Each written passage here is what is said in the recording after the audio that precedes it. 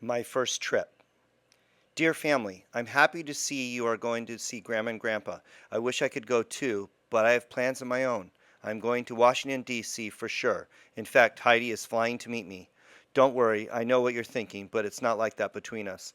You see, right before I left for the Army, she broke a long term relationship, and you know I did too. So basically, we are just really good friends. You know, separate beds. She has never been there before, and neither have I. Well, I can't remember, as I was so little. So she thought it would be a great intellectual experience. Just thought I would be honest and let you know what was going on, which is basically nothing. Well, gotta go. Love, Mike. It is funny looking back at how I justified every detail like I was a little kid or something. I mean, I was 20 years old, almost 21. I was in the army, trained to go fight in a war, and I'm trying to explain to my parents in a letter that Heidi and I are just good friends. Goofy. Anyway, Heidi and I had known each other since high school. We went to different high schools, the city rivals, Boulder High School and Fairview High. Boulder High was in the center of town and had more of the lower and middle class families, while Fairview was up in the hills in the rich part of town. So, of course, rivalries ensued. Heidi and I had never officially dated. In fact, she had dated one of my closest friends back in the day. But we were friends, and when I was on leave during Christmas, I used the time just to reconnect with everyone I'd known from my past. I went over to Heidi's apartment on one of those days and we just talked. We talked about everything. I knew that she was pretty liberal, and while I had been pretty far on the right in my youth, I was transforming. So I have Heidi to thank for some of my transformation.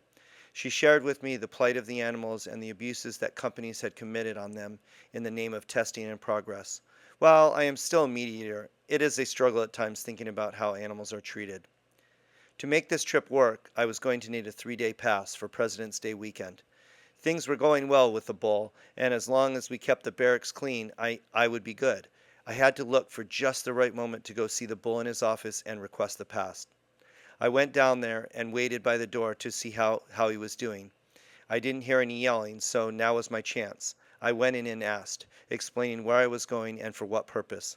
Bull gave me a frown, but then pulled out the pad and wrote me the 3 day pass. Yes! As a private first class, you don't make very much money at all, but I'd saved a little for this adventure. My plan was to take a bus and meet Heidi when she flew in from Denver and took a bus from the airport. What is totally different about back then and now is that there is no way to communicate with people and make sure they actually show up. I didn't have a voicemail or any way to let Heidi know if I would make it. The good news was she did make it, and Greyhound didn't let me down as it had on the way back from basic. Our trip to Washington, D.C. was memorable. While the crowds were huge for things like Monument and the White House, there were plenty of things to see, like a Smithsonian Institute, a series of museums about everything from African masks to a space capsule. The weather wasn't so great, and because we didn't have a car, it was a lot of walking in taxis. But overall, it was a great weekend getaway from the military. Heidi and I will always have that experience together as friends. It was so cold in Washington, D.C., but I had my dress green trench coat and gloves, which kept me warm, but damn, I sure wish I had some hair. Fort Dix and my permanent unit? Damn. Dear family, well, more good news. I got another 100%. We have one test left, and I'm maintaining my position.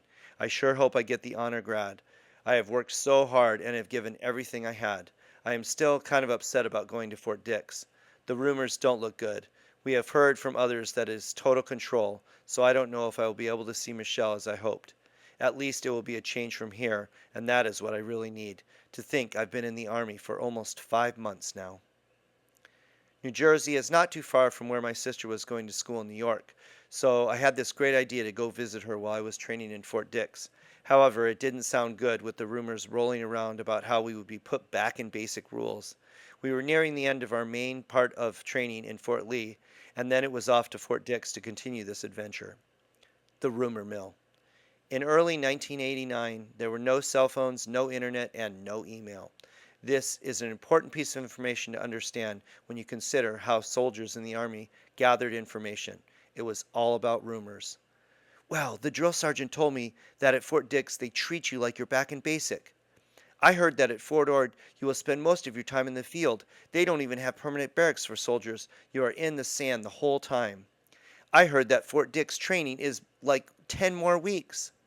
I heard that we won't be graduating on time. I heard that Private Sato had sex with a female in the latrine last night. I heard that we were going to the field for the whole last week training and we were going to be eating MREs the whole time. They want to see how tough we are. This type of rumor mill never stopped, even in my permanent duty. There was so much time on our hands that these rumors spread and quickly grew as they went, just like the telephone game we played as kids. The tough thing was to try not to listen, to avoid the rumors, as they were never good. It wasn't like we were getting a rumor that we were going to get out early or having a special steak dinner in the chow tonight. It was almost always bad news and almost always not true, but you couldn't help but listen and take it in. It was information. Bivouac, no FTX. Dear family, next week is FTX, Field Training Exercises, and I'm actually looking forward to it. The instructor who is staying in the field with us is really nice. He said we are going all out and going on missions and other war games. I figured I might as well adapt to the outdoor life because we're going to be out there a lot in my permanent duty. Well, when I wrote this letter, that was the goal, a full-out mission exercise. It was actually hard for me to remember most of the details from that trip. We did get to perform a lot of refueling missions, mostly Humvees. Yes, they look a lot like the Hummers you see people driving on the road. They were easy to fuel, but take a lot of diesel. The missions were sometimes during the day, but we did get to perform one in the dark. We were spread in a team using our flashlights with only the red filter on to guide the vehicles as they came in. Now, of course, I think back and wonder how I could possibly refuel vehicles at midnight. How was I awake enough to do this? But back then, everything was an exciting new adventure, and I always tried my best to find the positives in it. The war games didn't amount to much. We did have some attacks on us, and we all fired our blanks in many directions, crazy young boys and girls. The thing I do remember is the weather was miserable again, lots of rain and cold. The MREs were cold as well.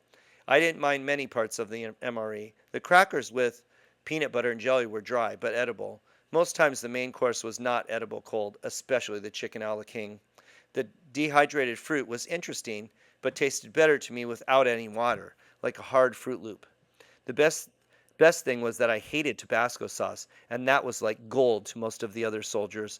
I would try to play it off to increase the trade value, like, I want it, but I would be willing to trade it for something else. However, there were a few others who would trade it too, so you had to be careful not to be too stingy or you would miss out. It was sort of like playing Monopoly or like being on a trading floor on Wall Street. Generally, I could get an extra cookie out of the Tabasco sauce or sometimes extra crackers. The chocolate-covered cookie was dry and tasteless, but better than starving, I guess. We ended the FTX returning home in triumph to the barracks. We had completed the last days of training and we would graduate in a few days. Honor graduate? The battle between June and I went down to the very last test, which we both aced.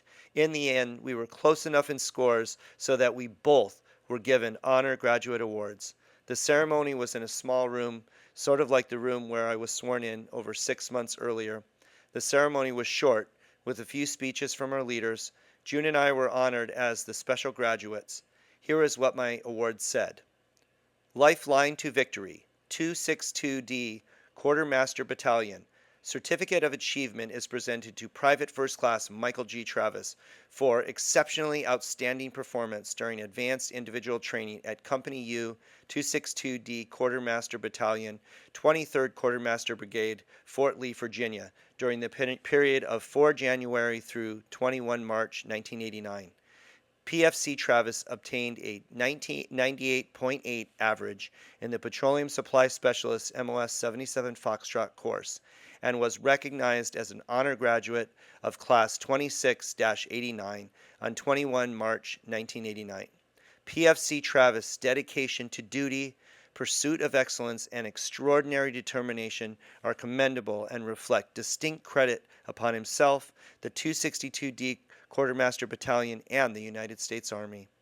Wow, what an honor. Everyone cheered for both June and I because they knew just how hard we had worked to achieve these scores. And with that, they lined us all up and we received our wings. In this case, it's not really wings like airborne, but a quartermaster symbol indicating we are now officially part of the United States Army Quartermaster Corps. One of the soldiers suggested we pin each other the traditional way they do with the wings. Instead of simply pinning it on with the pin backs, you put it on and slap it in, driving the pins into your skin. Luckily, we were all wearing our Class A uniforms, so the two pins didn't go too deeply into the skin, but it did bleed a little onto my shirt, I later discovered. There were times like these when I thought maybe I could stay and have a life in the Army. I had never felt such a moment of pride and patriotism as I did at that moment, the moment when I realized it was over. The Bull. I love that guy. Dear family, well, you know the news about Fort Dix. What this means is I really will only have a year and a half left on my permanent job. Things here are going very, very well. Our whole platoon got together and bought our drill sergeant a plaque showing our appreciation to him. He got very choked up, and all he could say was thank you.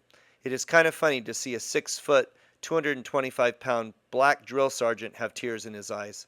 If anything, he has been my greatest inspiration in the Army so far. I will miss him. On to the next adventure. Anyway, family, last night, Friday, I went out with two of my good friends here. We went to Pizza Hut, and then today we went to a new mall that just opened. They went crazy and bought a lot of clothes, while I controlled myself and only bought a cheap pair of shorts. I guess that it is not that bad that I'm going to Fort Dix. I may get to see Michelle, and I will learn to drive a Hemet. This is a gasoline truck, but is very strong and fast. It can go through more things than a tank. If you want, it can be an 8-wheel drive, but normally it is only 4-wheel drive. Well, time to go. Love, Mike.